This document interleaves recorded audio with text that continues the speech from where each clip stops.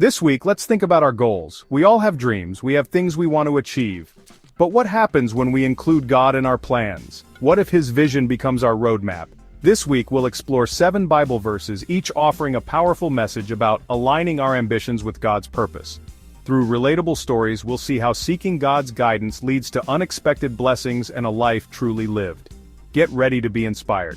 Let's embark on this journey together, discovering how setting goals God's way can transform our lives. What are you hoping to achieve this year? How can you invite God into your plans? January 8th. But seek first His kingdom and His righteousness, and all these things will be given to you as well. Matthew 6:33. John was determined to get fit. He joined a gym, bought fancy workout clothes, and even downloaded a calorie-counting app. His goal was to lose 20 pounds in 3 months. He was so focused on his goal that he started skipping his morning prayer time. One morning, John tripped on his new running shoes and sprained his ankle. Laid up on the couch, he had plenty of time to think. He realized he had been so busy chasing physical fitness that he neglected his spiritual well-being. John decided to shift his focus.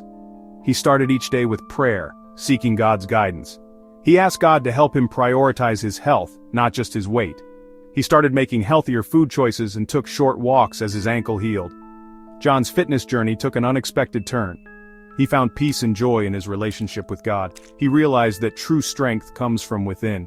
Have you ever prioritized a goal over your relationship with God? What happened? January 9th. In their hearts, humans plan their course, but the Lord establishes their steps. Proverbs 16:9. Laura had it all figured out. Her 5-year plan was meticulously crafted, complete with career milestones, financial targets, and even the perfect time to get married and have kids.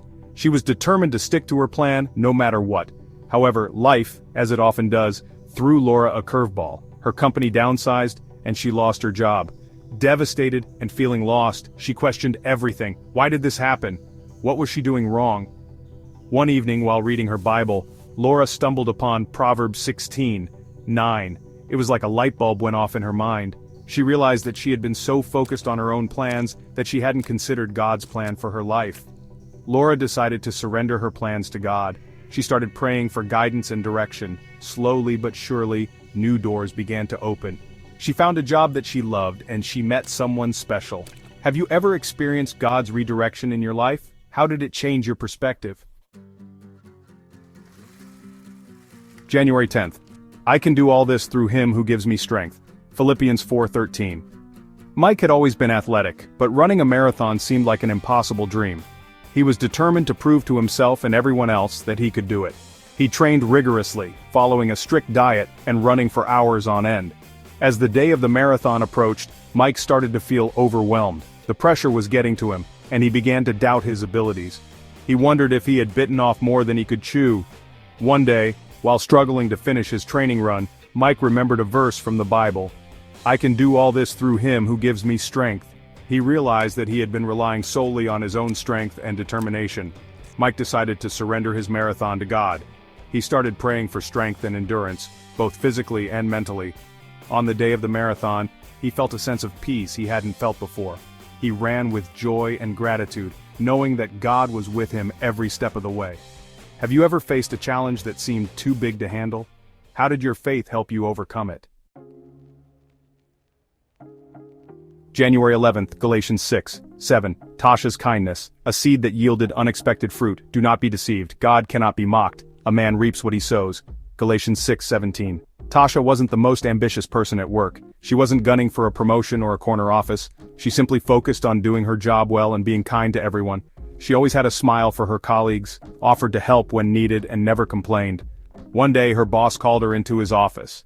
Tasha was nervous, thinking she was in trouble. To her surprise, her boss offered her a promotion. He had been observing her work ethic and her positive attitude, and he was impressed. Tasha was taken aback. She had never sought recognition or advancement. She realized that her kindness, which she considered a simple act of obedience to God, had sown seeds of blessings in her life. Tasha's story reminds us that even small acts of kindness, done with a pure heart, can have a ripple effect. Have you ever experienced the unexpected rewards of sowing seeds of kindness? How did it make you feel? January 12th, Colossians 3:23. Tom's transformation. From mundane tasks to sacred service. Whatever you do, work at it with all your heart, as working for the Lord, not for human masters. Colossians 3:23.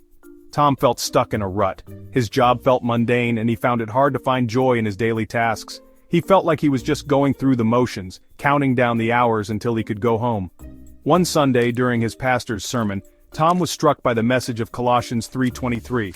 He realized that he had been viewing his work as a chore, separate from his faith. He decided to change his perspective. Tom started approaching his work as an act of worship, offering his best effort to God. He found meaning in the smallest of tasks, knowing that he was serving a higher purpose. Tom's transformation didn't go unnoticed. His colleagues and superiors were inspired by his newfound dedication and enthusiasm. Even though his job responsibilities remained the same, his attitude transformed his entire work experience. What are some ways you can infuse your work with a sense of purpose and dedication?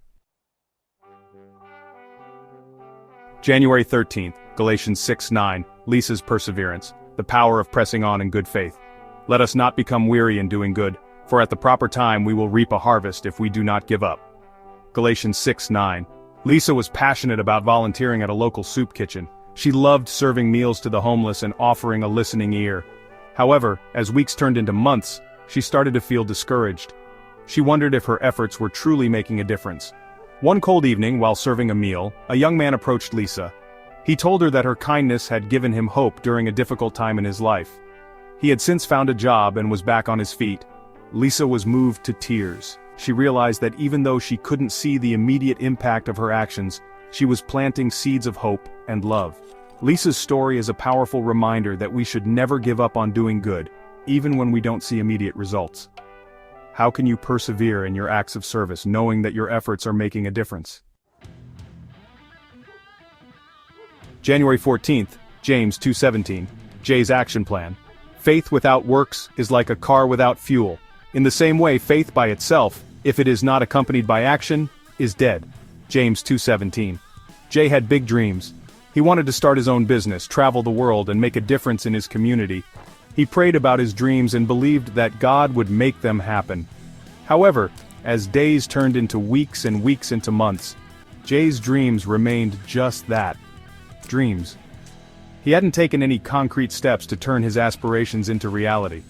One day, while reading the book of James, Jay stumbled upon the verse about faith without works being dead. It was a wake-up call. He realized that faith without action is like a car without fuel. It won't get you anywhere. Jay decided to put his faith into action. He started researching business ideas, saving money for his travels, and volunteering in his community. He realized that God provides the opportunities, but it's up to us to take the first step. What is one small step you can take today to move closer to your goals? Living a life aligned with God's purpose. What will your story be? This week we've journeyed through 7 inspiring stories, each highlighting the transformative power of setting goals God's way. We've seen how seeking His guidance, prioritizing our relationship with Him, and acting on our faith can lead to unexpected blessings and a life filled with purpose and joy. As you reflect on these stories, I encourage you to ask yourself, what is God calling me to do? What goals has He placed on my heart? How can I align my ambitions with His purpose? Remember, it's never too late to surrender your plans to God and allow Him to guide your steps. He has a plan for your life, a plan far greater than you could ever imagine. What resonated with you the most this week? Share your thoughts and let's inspire each other to live lives aligned with God's purpose.